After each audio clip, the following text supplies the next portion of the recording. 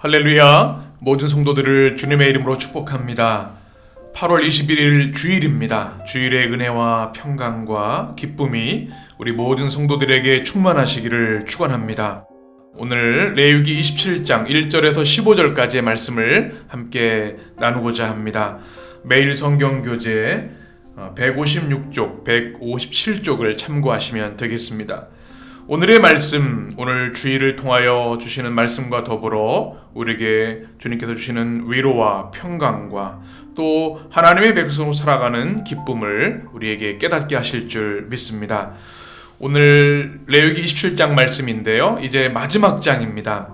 레위기 1장부터 26장까지 우리가 살펴보았습니다. 하나님께서 모세를 통해 이스라엘 백성에게 또 하나님의 백성들에게 주셨던 규례와 명령들, 거룩의 명령들을 우리가 같이 나누었는데요. 오늘 27장 말씀은 26장까지의 말씀과는 조금 다른 방향입니다. 26장까지는 하나님께서 백성들에게 주신 말씀이라고 한다면 27장은 인간이 하나님께 어떻게 헌신해야 하는지, 또 하나님께 자발적으로 드리는 헌신, 서원은 어떻게 해야 되는지에 대한 말씀입니다. 그래서 매일 성경 교재 156쪽에 보면 제목이 서원의 규례 이렇게 되어 있습니다. 하나님께서 레위기를 통해 모든 율법을 선포해 주셨죠. 이제 27장에서는 하나님께 서원하여 바치는 것, 그것에 관련된 추가적인 규례를 우리에게 말씀해 주고 있습니다. 오늘 성경에는 사람, 짐승, 집, 이 세 가지를 봉헌할 때 어떤 규례를 따라야 하는지를 말씀해 주고 있는데요. 이것은 어떻게 우리의 삶은 하나님께 거룩하게 드릴 수 있는가, 하나님께 온전히 헌신한 삶을 어떻게 살 수 있는가, 이것에 대한 말씀을 우리에게 주시는 말씀입니다. 오늘 27장 1절부터 8절까지는 사람의 서원에 대해서, 사람의 봉헌에 대해서 말씀하고 있습니다. 우리 1절, 2절 말씀을 같이 읽겠습니다. 여호와께서 모세에게 말씀하여 이르시되 이스라엘 자손에게 말하여 이르라. 만일 어떤 사람이 사람의 값을 여호와께 드리기로 분명히 서원하였으면 너는 그 값을 정할지니. 아멘. 하나님께서 모세에게 말씀하여 주신 것, 또 이스라엘 자손에게 전하라고 말씀하셨습니다. 레위기에 계속 반복되는 동일한 말씀 선언의 패턴이지요. 이제 그 2절에 보면 만일 어떤 사람이 라는 말씀으로 시작됩니다. 하나님의 은혜에 감격하고 하나님의 구원에 감사해서 하나님께 뭔가 헌신하고 싶어하는 마음이 생긴 것이죠. 그 사람이 사람의 값을 여호와께 드리기로 분명히 서원하였으면, 여기서 서원이라는 단어가 등장합니다. 네데르라고 하는 히브리어로 되어 있는데 이것은 하나님 앞에 특별히 맹세하다라는 뜻을 가지고 있습니다.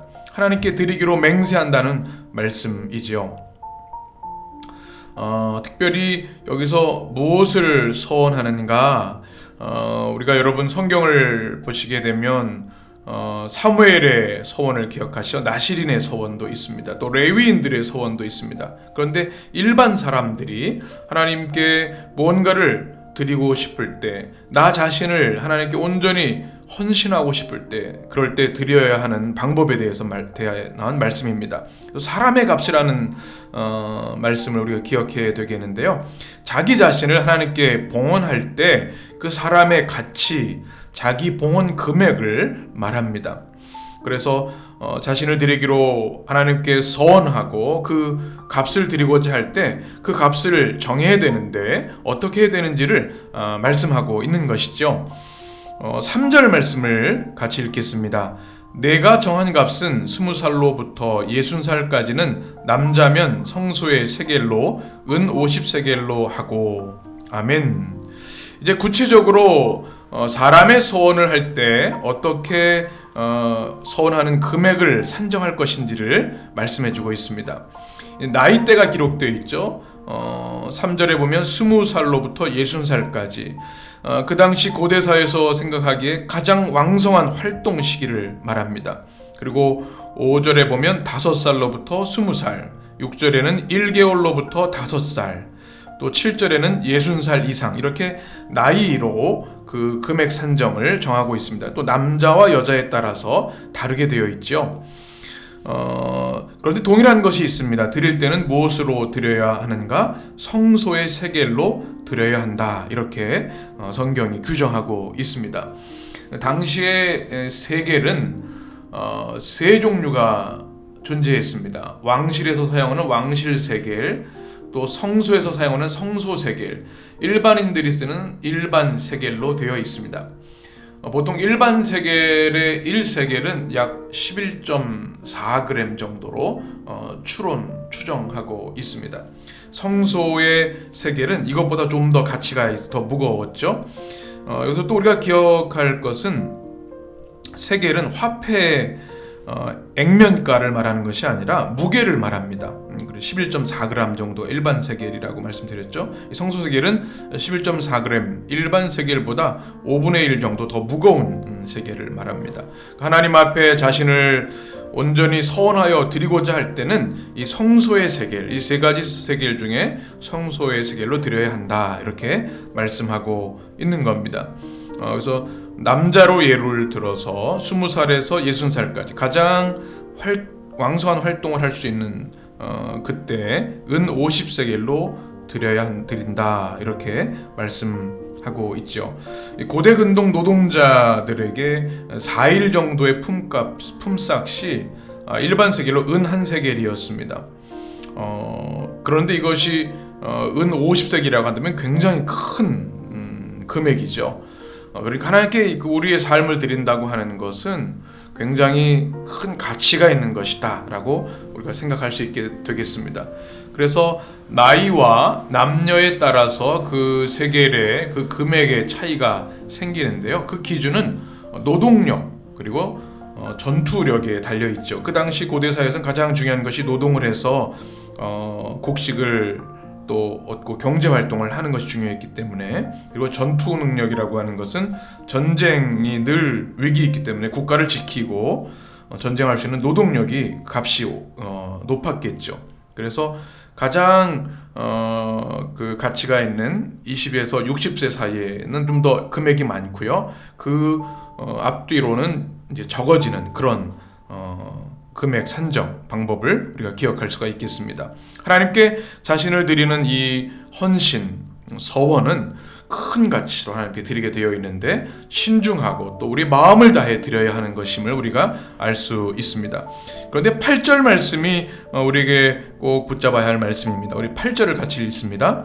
그러나 서원자가 가난하여 내가 정한 값을 감당하지 못하겠으면 그를 제사장 앞으로 데리고 갈 것이요 제사장은 그 값을 정하되 그 서원자의 형편대로 값을 정할지니라.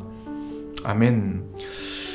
서원한 사람이 가난하면요, 그 정해진 값을 감당하기가 어렵습니다. 좀 더 나를 하나님께 온전히 드리고 싶은데 이렇게 정해진 나이와 남녀에 따라 정해진 것에 감당하기 어려운 거죠. 그때는 제사장에게 갑니다. 그럼 제사장이 그 값을 매겨주는데요. 중요한 말씀이죠. 그 서원자의 형편대로 값을 정할지라. 이것이 중요합니다. 가난한 자는 많이 드릴 수가 없지요. 그래서 그 형편을 헤아려서 드릴 수 있는 정도의 값을 정해서 그도 드릴 수 있도록 해야 한다라고 하는 말씀이지요. 참 은혜로운 말씀입니다. 하나님께 서원하는 것은 금액도 중요하겠지만 더 중요한 것이 있습니다. 그것은 하나님께 드리는 서원하는 마음의 헌신입니다. 이것을 매일성경 교재 156쪽 1절에서 8절까지의 말씀 설명한 글이 이렇게 되어 있습니다. 제가 읽어드립니다. 하나님은 우리에게 지나친 헌신이 아니라 각자 능력에 맞는 헌신을 원하십니다. 하나님께 드리는 서원의 값이 남녀노소에 따라 다르고 가난한 자에게 부과된 값이 달랐던 데서 알 수 있습니다. 하나님은 형편에 따라 최선을 다해 드리는 것을 기뻐하십니다. 분수에 넘치는 헌신은 하나님 뜻을 알지 못하는 허세이며 위선일 수 있습니다. 하나님이 원하시는 헌신은 그 헌신 가운데 있는 태도와 마음입니다. 참 중요한 말씀인 것 같습니다.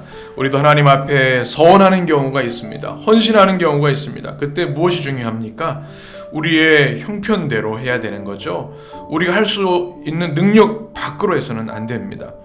그것이 위선이 될 수도 있고 허세가 될 수 있기 때문이죠. 중요한 것은 우리의 마음의 중심입니다. 하나님께 드리되 우리 중심을 다해 우리의 형편에 맞게 드릴 수 있는 그런 헌신의 삶, 또 우리가 드려야 할 줄 믿습니다. 이제 9절부터 말씀을 보게 되면 가축의 서원에 대해서, 가축을 드릴 때 어떻게 해야 되는가, 9절에 이렇게 말씀하고 있습니다. 사람이 서원하는 예물로 여호와께 드리는 것이 가축이면 여호와께 드릴 때는 다 거룩하니, 가축을 하나님께 드릴 때 드려지는 순간 그것이 하나님께 합당한 거룩한 예물이 된다고 하는 말씀이죠. 10절 말씀을 보면 그 규정들을 설명하고 있습니다. 우리 10절을 같이 읽습니다. 그것을 변경하여 우열간 바꾸지 못할 것이요 혹 가축으로 가축을 바꾸면 둘 다 거룩할 것이며. 아멘. 여기서 이제 중요한 말씀이 있습니다. 하나님께 이제 가축을 드리려고 이제 헌신을 했는데 변경하게 되는 경우가 생길 수 있겠죠. 그렇게 되면 우열간 바꾸지 못할 것이요 라고 말씀하고 있습니다. 우열간이라는 단어의 뜻은 나쁜 것을 좋은 것으로 또는 좋은 것을 나쁜 것으로 이렇게 바꾸는 것을 말합니다. 그래서 때로 하나님께 헌신했습니다. 이 가축을 드리기로, 좋은 것을 드리기로 했는데 마음이 바뀌어서, 또는 이거 좀 아까운 마음이 들어서 좀 나쁜 것으로 드릴 수 있겠죠. 또 좋은 것으로 드리려고 제가 반대로 말씀을 드렸네요. 나쁜 것으로 원래 드리려고 했는데 더 좋은 걸 드리고 싶어서 좀 무리해서 좋은 것을 드리려고 하는 거예요. 처음보다 마음이 바뀌는 것입니다. 또 좋은 것을 드리려고 했는데 상황이 어려울 수도 있고, 아니면 드린 것이 좀 아까운 마음이 들어서 좀 나쁜 것을 드리려고 하는 마음이 생길 수도 있겠죠. 이런 것을 다 금하고 계시는 겁니다. 나쁜 것을 좋은 것으로 하는 것은 자기 과시가 될 수 있고요. 좋은 것을 나쁜 것으로 바꾼다고 하는 것은 자기 이기적인 욕심이 들여서 온전한 예물이 될 수가 없는 것이죠. 그래서 어떻게 해야 되는가? 헌신했던 원래의 것, 그것을 드리는 것이 중요하다. 그것을 바꾸지 말라라고 하는 말씀입니다. 그런데 혹 바꾸게 되는 경우가 있죠. 그래서는 안 되지만 정말 바꿔야 된다면 10절에 보면 가축으로 가축을 바꾸면 둘 다 거룩한 것이며, 그래서 원래 드리려고 했던 가축이 있고요, 바꾸고자 하는 가축이 있는데 그 둘 다 거룩하게 된다는 말씀입니다. 이것은 하나님의 소유가 된다는 것이기 때문에 원래 드리려고 했던 것보다 2배를 드리게 되는 결과가 초래되는 것이죠. 그래서 원래 드리려고 했던 것에서 바꾸지 말아라 라는 말씀입니다. 부정한 것에 대한 말씀이죠. 그것 같으면 제사장에 가지고 가서 또 제사장이 정해주는 값을 받아서 그것대로 드려야 한다. 물으려면 13절에 말씀되어 있죠. 되찾아오려면 원래 드리려고 했던 정한 값에 5분의 1을 더할지니라 말씀합니다. 이것은 보상가, 추가되는 금액이죠. 원래 드리는 것을 드리지 않은 것이기 때문에 벌칙의 의미가 들어가서 더 드려야 한다 말씀하고 있습니다. 또 14절부터 15절은 이제 집에 대한 소원입니다. 14절, 만일 어떤 사람이 자기 집을 성별하여 여호와께 드리려 하면 제사장이 그 우열간의 값을 정할지니 그 값은 제사장이 정한 대로 될 것이며. 자기 집을 이제 성별하여 드리고 싶은 헌신의 마음이 들게 될 수 있죠. 그러면 주님께 그것을 드리게 될 때 제사장에게 가야 합니다. 그래서 그 값을 정해지도록 제사장이 이제 가서 그 값의 그 집의 가치를 산정하게 되는 것이죠. 그럴 때 이 드릴 수 있는 집은 바로 성 안에 있는 집을 말하는 것입니다. 성 밖에 있는 집은 희년이 되면 원래 주인에게 돌아가기 때문에 그렇지 않은 것이죠. 하나님께 드린 것은 이제 영원히 성소의 성전에 속한 것이 되기 때문에 성소 안에 있는 것을 바칠 수 있습니다. 그리고 15절에 보면 물으려면 다시 서원한 집을 되찾고자 하면 동일하게 또 5분의 1을 더하는 것이죠. 그러니까 하나님께 드릴 때 신중해야 하고 드리기로 마음먹은 것, 하나님께 서원한 것은 온전하게 드려야 한다, 이런 말씀입니다. 9절에서 15절의 말씀을 이렇게 우리 156쪽 우리 교재에는 설명해 주고 있습니다. 하나님은 우리가 하나님께 신실하기를 바라십니다.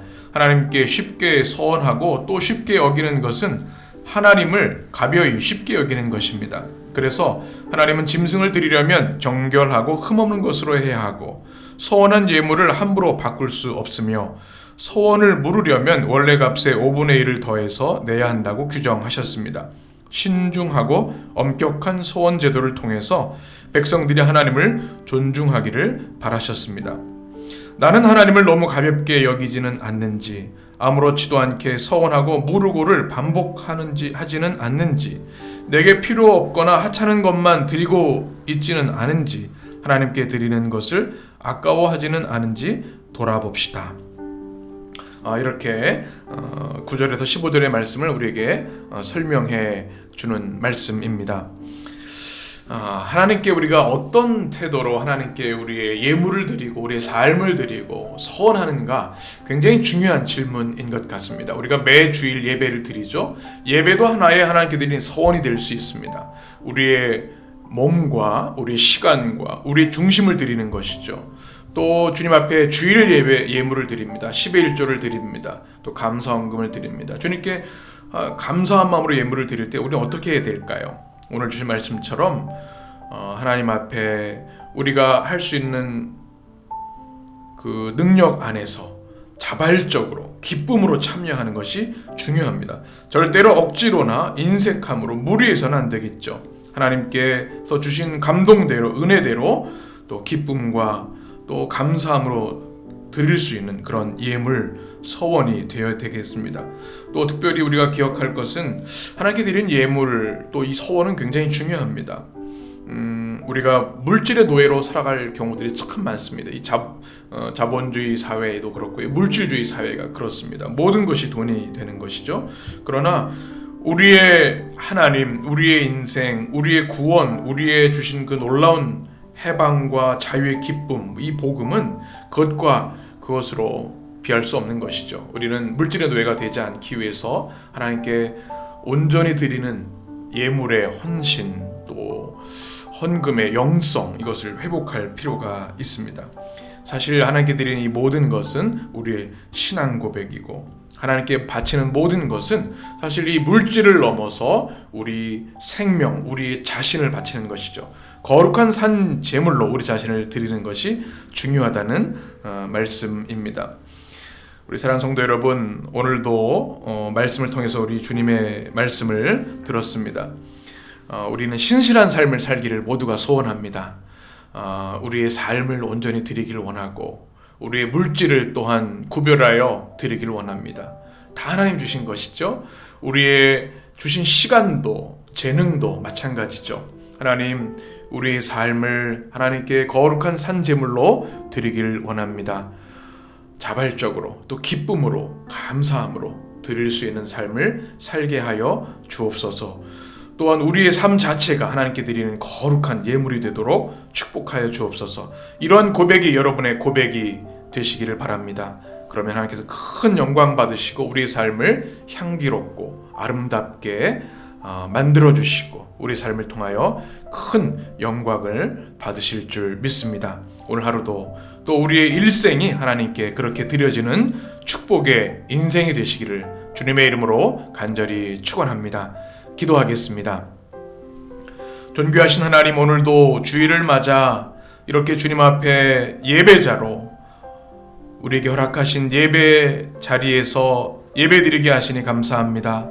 가족이 함께 예배드립니다. 또 나 홀로 단독자로 예배자가 되어 주님 앞에 예배로 나아갑니다. 우리 예배를 주님 흠양하여 주시고 주님 영광받아 주시옵소서. 또한 주신 말씀이 우리에게 능력이 되기를 원합니다. 하나님, 우리의 생명도 호흡도 우리의 시간도 재능도 소유도 다 하나님의 것입니다. 하나님, 오늘 주신 이 서원의 규례를 통하여 우리의 삶이 온전히 하나님께 드려지는 삶이 되도록 축복하여 주옵소서. 우리는 예수 그리스도께서 십자가의 은혜로 우리를 구속하여 주셨으므로 우리의 것이 아닌 줄 믿습니다. 이제 죄에 대해서 죽고 그리스도 안에서 새 생명으로 살아갑니다. 우리의 모든 삶이 하나님의 은혜입니다. 구원도 영생도 천국의 승리도 매일매일의 삶도 하나님의 은혜입니다. 온전히 우리의 삶을 기쁨으로 그 은혜에 감격하며 드릴 수 있는 서원의 삶, 또 헌신의 삶, 온전한 헌신의 삶을 살아가는 우리 모든 성도들 되도록 축복하여 주옵소서. 또 한 주간도 주의 성령으로 우리 성도들을 보호하시고 지키시고 친히 동행하여 주옵소서. 우리 주님 예수 그리스도의 이름으로 감사하며 축복하며 기도하옵나이다. 아멘.